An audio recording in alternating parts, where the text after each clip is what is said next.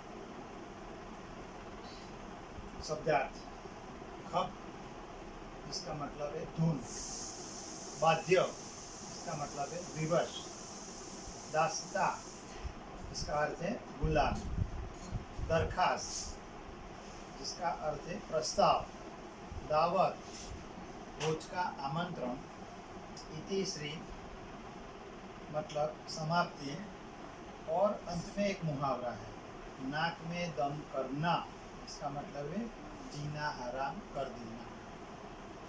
चले दोस्तों, आज हम गद्य नंबर 4 एक प्रश्न 4 उत्तर श्री प्रकाश जिनके लेखक हैं और श्री प्रकाश हिंदी के जाने माने साहित्यकार हैं।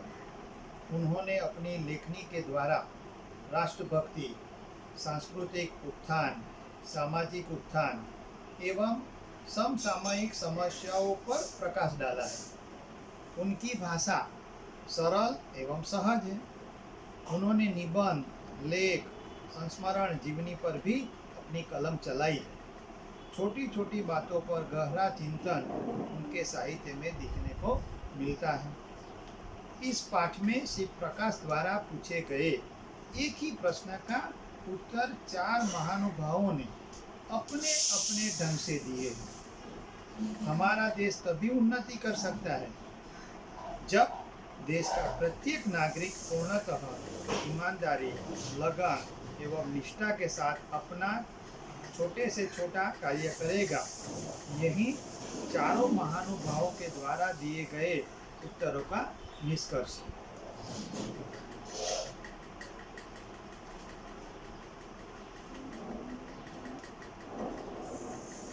सबको ही कुछ ना कुछ खप्त होता है। खप्त मतलब धुन होती है। मुझे भी कई बातों का खप्त है। उनमें एक यह है कि जब किसी विदेशी से मेरी मित्रता हो जाती है और उन्हें सहृदय पाता हूँ, साथ ही यह समझता हूँ कि हमारे देश में बहुत दिनों से रहने के कारण वे पर्याप्त अनुभव भी प्राप्त कर चुके हैं, तो उनके किसी सुअवसर पर मैं पूछता हूँ। क्या पूछते हैं लेखक? आप कृपा कर यह बतलावे कि क्या कारण है कि हमारे देश में इतने विशेष पुरुषों के रहते हुए, इतने बड़े बड़े आंदोलनों के होते हुए भी देश कुछ उन्नति नहीं कर रहा है। ऐसा मालूम होता है कि हम ज्यों के त्यों पड़े हुए। अवश्य ही हमारे मित्र इससे चकित होते हैं, उत्तर देते संकोच करते हैं और शिष्टता के नाते क्षमा चाहते हैं, पर मैं उन्हें छोड़ता नहीं और उनको उत्तर देने के लिए बाध्य करता हूँ। लेखक एक प्रश्न पूछते हैं और जिसको भी पूछते हैं उन्हें छोड़ता नहीं और उत्तर देने के लिए बाध्य करते हैं। सबको किसी न किसी बातों का खप्त तो होता है, धुन होती है। इनमें से लेखक को भी एक धुन है कि जब किसी विदेशी से उनकी मित्रता हो जाती है और उन्हें सहृदय पाते हैं, साथ ही यह समझते हैं कि हमारे देश में बहुत दिनों से रहने के कारण वे पर्याप्त अनुभव भी प्राप्त कर चुके हैं, तो उनसे किसी अवसर पर वे पूछते हैं कि क्या कारण है कि हमारे देश में इतने विशेष पुरुषों के रहते हुए, इतने बड़े बड़े आंदोलनों के होते हुए हमारा देश, भारत देश कुछ उन्नति नहीं कर रहा है। मेरे पहले मित्र वृद्ध ईसाई पादरी हैं। लेखक के पहले मित्र है वृद्ध ईसाई पादरी। वे 36 वर्ष से भारत में ईसाई मत के प्रचार में तो उतना नहीं, पर सपत्नीक देश के दरिद्र नर नारियों की सामाजिक सेवा में लगे रहे हैं। मेरे हृदय में उनके लिए बड़ा सत्कार और प्रेम है। लेखक के जो मित्र है ईसाई पादरी, उनके लिए बड़ा सत्कार है, प्रेम है।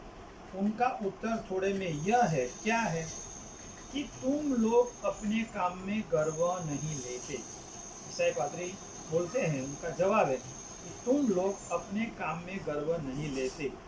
विस्तार से उन्होंने बताया कि यहाँ पर इस देश में जब किसी को कोई नौकरी चाहिए तो अतिशयोक्तिपूर्ण शब्दों में वह दरखास्त देता है, आवेदन पत्र देता है। बहुत ही विनय और सम्मान के साथ वह अपनी नौकरी का आरंभ करता है।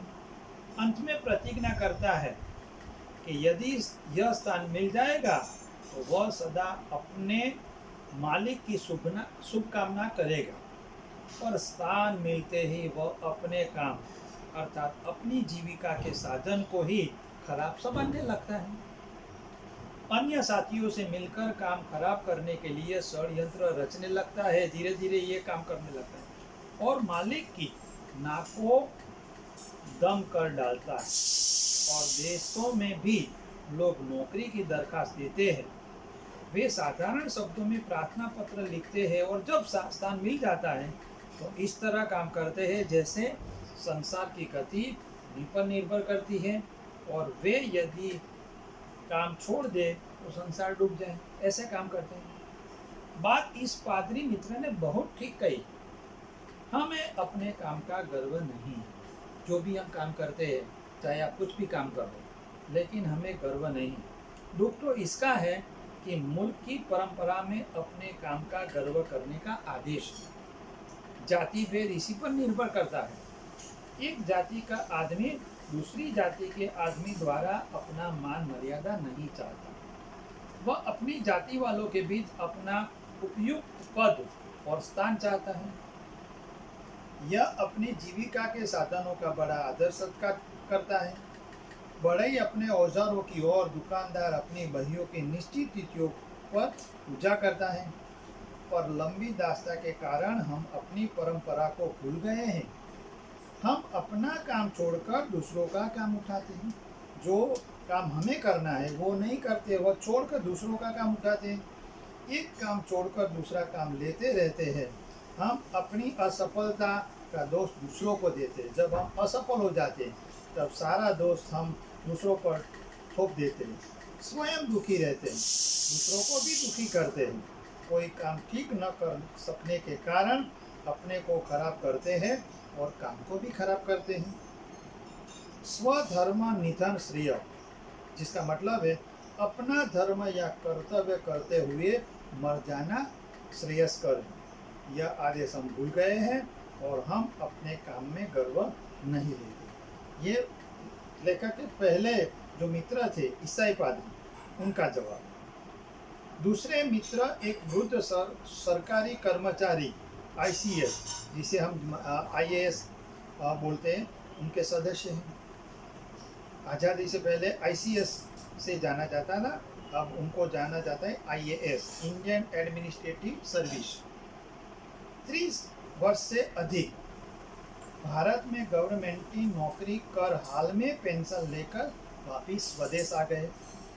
न जाने कैसे मेरी उनसे बड़ी मैत्री हो गई। वही सवाल मैंने उनके सामने भी पेश किया तो क्या उत्तर मिला? तुम लोग जिम्मेदारी नहीं समझते। दूसरे मित्र ने बोला कि तुम लोग जिम्मेदारी नहीं समझते। विस्तार में इसका अर्थ यह है, क्या है कि व्यक्ति का समष्टि की तरफ जो कर्तव्य होता है उसे हम नहीं जानते।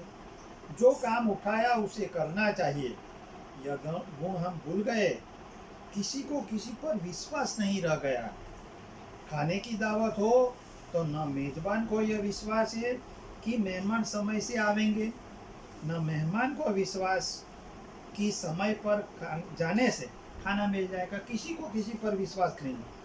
न गृहस्थ को विश्वास कि धोबी और दर्जी वायदे पर कपड़े दे जाएंगे, न धोबी और दर्जी को विश्वास है कि हमें समय से दाम मिल जाएंगे। उन्हें भी विश्वास नहीं। रेलगाड़ी पर चढ़ने वाले को यह विश्वास नहीं कि पहले से बैठे मुसाफिर उन्हें स्थान देंगे। पहले से बैठने वाले को यह विश्वास नहीं कि नया मुसाफिर धीरे से आकर उचित स्थान लेगा और व्यर्थ का शोर न मचाएगा, न और प्रकाश से तंग करेगा। सड़क पर चलने वालों का यह विश्वास नहीं कि आगे चलने वाला अपना छाता इस तरह से खोलेगा कि उसकी नोक से मेरी आंख न फूट जाएगी, या पीछे चलने वाला मुझे व्यर्थ धक्का न देगा। किसी को किसी पर विश्वास नहीं कि केले, नारंगी का छिलका या सुई, पीन आदि इस तरह वह न छोड़ेगा जिससे दूसरों को कष्ट न पहुँचे। मांगी चीज ठीक हालत में वापस करेगा, इत्यादि इत्यादि। किसी को किसी पर विश्वास नहीं। हम केवल अपनी तात्कालिक सुविधा देखते हैं, सारे संसार को अपने आराम के लिए बना समझते हैं, दूसरों के प्रति अपने कर्तव्य का अनुभव नहीं करते। सबसे बड़ी बात है कि दूसरों के प्रति अपना जो कर्तव्य है उसका अनुभव हम नहीं करते, और इसी कारण हम सब एक दूसरों के प्रति अविश्वसनीय और अस्पृश्य हो गए। हम अपना धार्मिक आदर्श भूल गए। आत्मनः प्रतिकूलानि परेशा न समाचरेत। हम अपनी जिम्मेदारी नहीं समझते।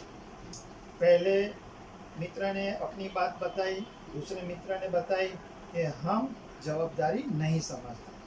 चलिए अब आगे तीसरा व्यक्ति कौन है और उसका क्या जवाब है। तीसरा व्यक्ति एक स्त्री है। 7-8 वर्षों से अपने को भारतीय बनाकर बड़े प्रेम और श्रद्धा से, बड़ी तत्परता से वे भारत की सेवा कर रही है। असहयोग आंदोलन में वे जेल भी जा चुकी है। कई कारणों से भारतीयों का निकटतम अनुभव उन्हें कई कार्य क्षेत्रों में हुआ है। उनको भी मैंने घेरा, तब उनका क्या उत्तर था कि तुम लोग बड़े आलसी हो।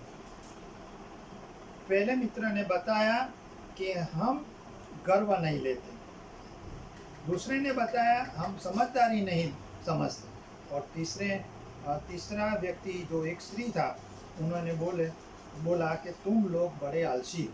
अर्थात हम लोगों ने श्रम का महत्व ही नहीं पहचाना। मेहनत करना तो हमने भर मुक्कों का काम समझ रखा है।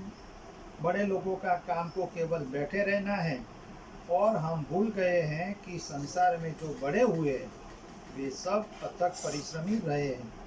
कोई ऐसे ही बड़ा आदमी नहीं बना है। जब हम परिश्रम ही न करेंगे तो सफलता कैसे पाएंगे? आरंभ सुख तो हम हैं, पर हम में लगन नहीं है। इसी कारण न हम अपने रोजगार में और न अपने गृहस्थी संबंधी या सार्वजनिक कार्य में सफल होते हैं। रोने पीटने जीतने में जितना समय हम बिताते हैं, उतना यदि काम में बिताए तो हम देश की ओर अपनी काया पलट सकते हैं। हम लोग बड़े आलसी हैं। अंत में चौथा व्यक्ति एक बड़ी वृद्धा स्त्री थी। वे संसार में प्रसिद्ध थी। मेरे कुल से उनका बड़ा प्रेम था। मेरी पितामही तुल्य थी। उनको भी मैंने तंग किया, देखा कि उनको भी तंग किया। आपने तो अपने 40 वर्ष हमारे देश की विविध सेवाओं में लगा दिए हैं। आपको बतलाना ही होगा कि हमारा क्या दोष है जिससे हमारी उन्नति नहीं होती, हमारे भारत देश की उन्नति नहीं होती। थोड़े में उनका उत्तर था, तुम लोगों में उदारता नहीं है। विस्तार से उदाहरण दे देकर उन्होंने बतलाया कि भारत में लोग दूसरों को आगे नहीं बढ़ाते, स्वयं को ही आगे रखना चाहते हैं। कोई किसी की मदद नहीं करना चाहता। गुणी नवयुवकों को अपनी योग्यता दिखलाने का मौका नहीं देते। उनके मरने के बाद उनका काम ही खराब हो जाता है। वास्तव में वृद्धा की बातें ठीक थी। अंत पिता पुत्र को घर का काम नहीं बतलाता। कितने ही कुटुंब इसके कारण नष्ट हो गए। बड़े बड़े गुणी अपनी विद्या साथ लेकर मर गए, लेकिन किसी को सिखाया नहीं। और इसी कारण कितने ही वैज्ञानिक आविष्कार, औषधियाँ आदि लुप्त हो गए, क्योंकि उनके मरने के बाद वो सब नष्ट हो गया। किसी को उन्होंने यह नहीं सिखाया। पेशों में इतनी प्रतिद्वंदिता हो गई है, कंपटीशन, कि बड़ा छोटे को काम नहीं सिखलाता। सार्वजनिक जीवन में तो इतनी विभत्स दिख पड़ती है कि चित्त व्याकुल हो जाता है। कितना काम बिगड़ता है, इसकी तरफ ध्यान नहीं दिया जाता। ये चारों ने अपना अपना उत्तर दिया। ये सबका सारांश यह है कि ठीक समय से उपयुक्त काम न उठाकर और अपने काम में गर्व न रखकर उसके करने में दूसरों के प्रति अपनी जिम्मेदारी को न अनुभव कर, अपने काम की एक एक तफसील को समझकर उसमें दत्तचित्त होकर परिश्रम के साथ उसे स्वयं न कर और उदारता के साथ उसे दूसरों को न सिखाकर हम अपना नाश कर रहे हैं। हमें जो विद्या है, हमें जो कुशलता है, हमारे में जो स्किल है, अगर हम ये दूसरे को नहीं बताते तो वह नाश हो जाता है। चारों मित्रों ने एक एक अंश हमारे दोषों का बतलाया। उन सबको मिलाकर मैंने उत्तर पूर्ण कर दिया। यदि और भी सूत्रवत सत्य कोई जानना चाहे तो मैं कहूँगा कि हम नागरिक कर्तव्यों और अधिकारों को भूल गए हैं। हम अपना जो कर्तव्य है, हमारा जो अधिकार है, वो हम भूल गए। हम सिर्फ हमारे हक की बात करते हैं, आंदोलन करते हैं। बड़े से बड़े नेता के होते हुए भी हम साधारण जन उनसे कोई लाभ नहीं उठा रहे हैं। हम उनकी मूर्ति की स्थापना करते हैं, उनका जय जयकार पुकारते हैं और इसी में अपने धर्म की इतिश्री समझते। इतिश्री मतलब समाप्त। हम उनके कहे अनुसार चलते नहीं, आदर्शों के अनुरूप अपने जीवन का संगठन नहीं करते। यही कारण है कि हम वहीं के वहीं ठहरे हैं। संसार वेग से चला जा रहा है, हम तटस्थ हैं। सामने सब कुछ है जो आकर हमारा काम कर दे। दूसरा क्या करता है जब हम खुद कुछ नहीं करना चाहते? यदि हम ख्याल रखें कि देशभक्ति केवल व्याख्यान देने में नहीं है, देशभक्ति सिर्फ व्याख्यान देने में नहीं है, किंतु ठीक तरह से काम करने में है। यदि हम अनुभव कर सके कि हम कर्तव्य ठीक प्रकार करते हैं तो हम किसी भी देशभक्त से कम नहीं हैं। और बहुत से बड़े लोग हैं जो इस नाम से प्रसिद्ध किए गए। यद्यपि हमारा कार्यक्षेत्र संकुचित ही क्यों न हो, हम केवल धोबी, दर्जी, किसान, मजदूर, दुकानदार, पहरेदार, गांव शिक्षक ही क्यों न हो, तो हमारा देश एकदम जाग उठेगा। उसके एक अंग में जान आ जाएगी। हमारे व्यक्तिगत जीवन के संगठित होते ही सारा देश और मनुष्य समाज स्व संगठित हो जाएगा। देश को केवल उपयुक्त नागरिकों की आवश्यकता है, किसी दूसरे के मनुष्य या वस्तु की नहीं है। भारत माता की जय। आज ही हमारे प्रधानमंत्री ने युवाओं को एक मैसेज दिया है स्किल के बारे में, कला के बारे में, जो सीखो और दूसरे को भी सिखाओ। तो दोस्तों, यहाँ हमने श्री प्रकाश द्वारा एक प्रश्न या उसके 4 उत्तर, जो उन्होंने 4 व्यक्ति से मिलकर अलग अलग उत्तर पाए, इसकी चर्चा हमने की है। दोस्तों, आप इस गद्य को अच्छी तरह समझें और उसके बाद 10 नंबर पर जो स्वाध्याय दिए गए वो विकल्प और एक वाक्य में उत्तर, 2-3 वाक्य में उत्तर या सविस्तर उत्तर, वह सब लिखना है आपको। धन्यवाद।